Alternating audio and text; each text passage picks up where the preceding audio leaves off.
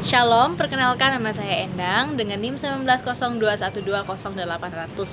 Pada hari ini saya membahas bagaimana sih kita menggunakan iptek dengan baik, atau seperti apakah seorang pemuda remaja menggunakan iptek yang baik dan yang benar.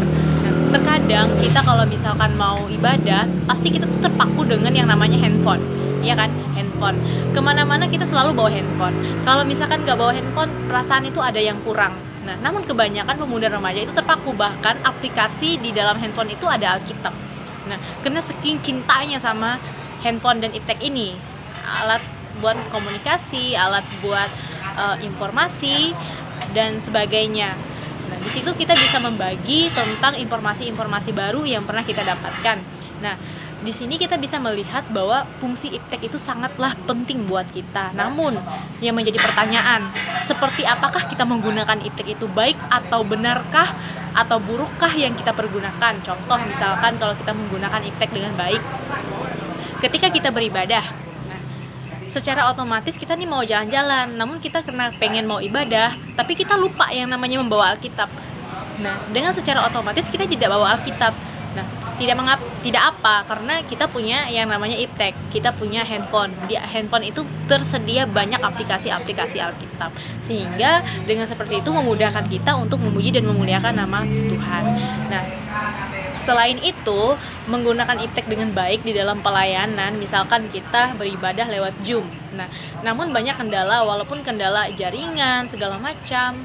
Nah, namun itu tidak mengurang rasa cinta kita kepada Tuhan, tidak mengurang rasa keinginan kita untuk ibadah. Nah, jadi itu adalah salah satu contoh-contoh yang menurut saya adalah perilaku yang baik menggunakan iptek. Namun ada juga keterkaitan orang yang menggunakan iptek itu secara tidak benar. Contoh misalkan ketika beribadah, kebanyakan pemuda remaja itu main HP aja tanpa mempedulikan apa yang diutarakan oleh pendeta, apa yang menjadi informasi, apa yang menjadi trainingnya masa kini, sehingga mereka itu hanya fokus pada HP. Mereka tidak tahu apa yang menjadi topik pembicaraan dalam pelayanan. Misalkan ada pendeta khotbah, dia tuh asik aja chatan. Nah, itu adalah salah satu cara orang merespon firman Tuhan itu tidak baik menggunakan iptek. Nah, sehingga iptek itu yang menguasai dirinya.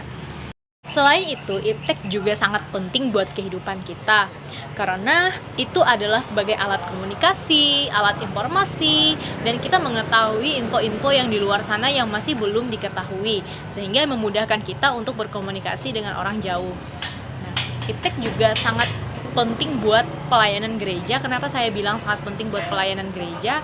Karena iptek ini sangat membantu kita. Misalkan, karena sekarang zaman pandemi, kita sangat terbatas sekali untuk pergi ke gereja, sehingga kita tidak memungkinkan untuk pergi ke gereja. Namun karena alat informasi, alat komunikasi ini sangat kuat melalui iptek, jadi sangat memudahkan kita untuk berkomunikasi dengan teman-teman dan satu pelayanan kita, sehingga kita bisa melalui via Zoom. Selain itu, kita juga bisa master khotbah, renungan singkat untuk jemaat-jemaat, sehingga itu memudahkan kita tetap terus berkomunikasi dengan mereka meski dengan jarak yang sangat jauh. Dan itu adalah fungsi iptek buat kehidupan kita.